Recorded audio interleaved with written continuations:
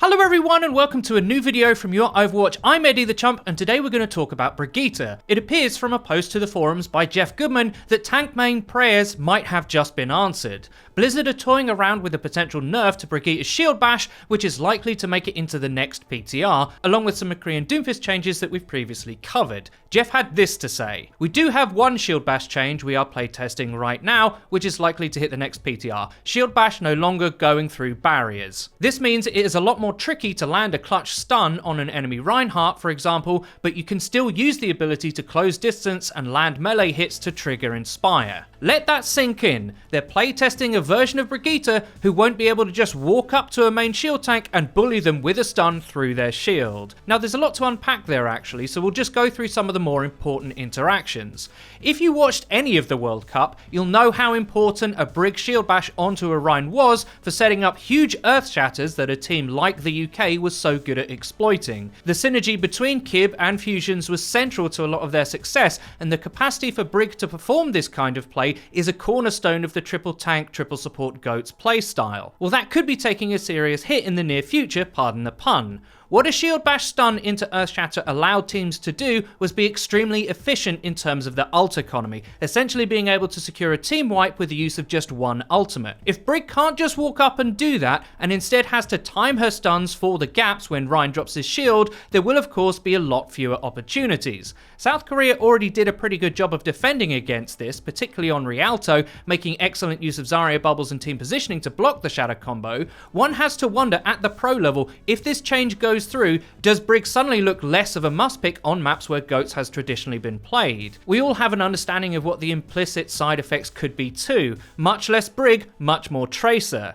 Things are about to get very interesting. Because Geoff Goodman didn't expand on his bombshell, other than to say you could still use the shield bash to close the distance and trigger Inspire with melee hits, we have to theory craft on how such a change would actually work. Our intuition says that in the Rein example where he's facing a Brig with his shield up, if she tries to stun him, she would get stuffed by the shield. The stun would not activate, but the melee damage would still count, hence Geoff talking about the triggering of the Inspire passive. That's almost a worst case scenario for Brig. She doesn't actually want to be that close to a Rein unless a follow-up play is being made, so if that is how it works, going for a play like that would be a serious gamble. But again, going back to Kib and Team UK, part of Brigitte's power is her ability to third-person round corners using her shield and surprise a main tank from an off angle. What happens when Brig tries to stun a shielding Rein who's not squarely facing up to her, if his shield is at say an angle that she tries to stun through? Well, I imagine they might do something whereby if an enemy barrier is touching your Brig shield in any way when you try and use it,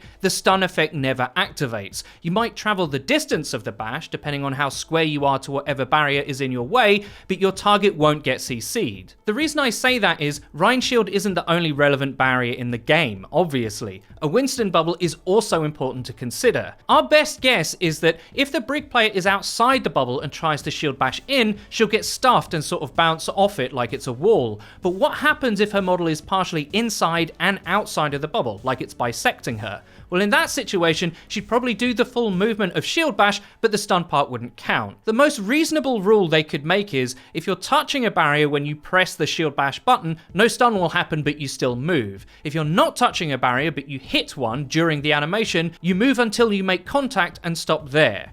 They could do it another way, in that you always move the full distance, whether you're square to a shield or not, but if you come into contact with any barrier in the course of that lunge forward, no stun activates. Perhaps that way you wouldn't get any weird movement aberrations that could happen in the fast-paced world of Overwatch. I think it's actually pretty hard to overstate what a difference this could make to the game. I've already made a case for the pro level, but what happens to Brig players in matchmaking? Does she suddenly become way less viable? Well, that's a bit more complicated in my opinion.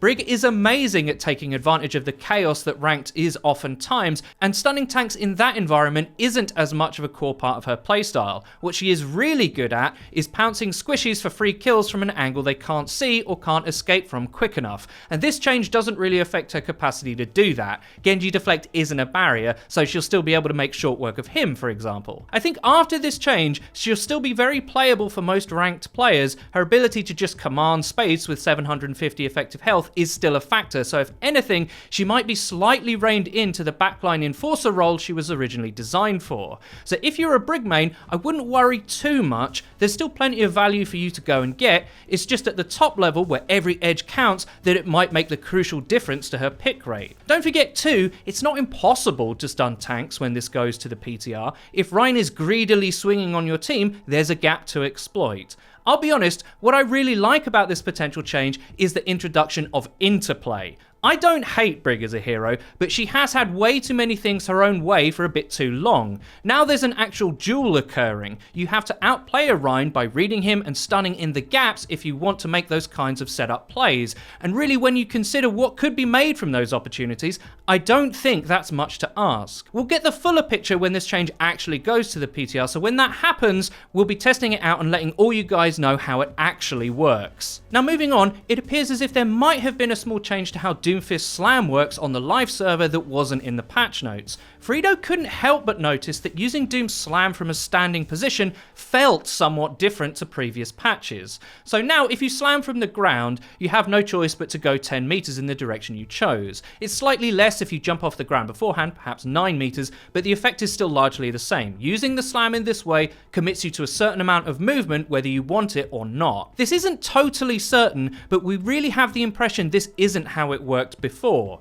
This clip of Brandito from our complete Doomfist guide appears to show him slamming a Rein from a shorter distance than 10 meters, starting from a small jump, so we do have the feeling that there's some under the hood adjustments going on. This is where we need your help, guys. If you're a Doomfist player, have you noticed this too, or is it just a placebo in our heads? We know from dev interviews on stream that Doom will likely be getting a few changes in the next round of PTR. Has this snuck in under the radar? It's not a massively impactful change compared to what they have planned, but it might make Doom slightly more awkward to control in certain situations. Let us know in the comments if you feel the difference or if we're just barking up the wrong tree. And that's about it for today. I really hope you enjoyed the video. If you did, please don't forget to leave a rating. If you never want to miss another video of ours again, please click the bell icon next to the subscribe button on our channel to join the notification squad. You'll be in great company. And finally, please follow the Your Overwatch Twitter. It's where you can find updates about new videos and other cool stuff.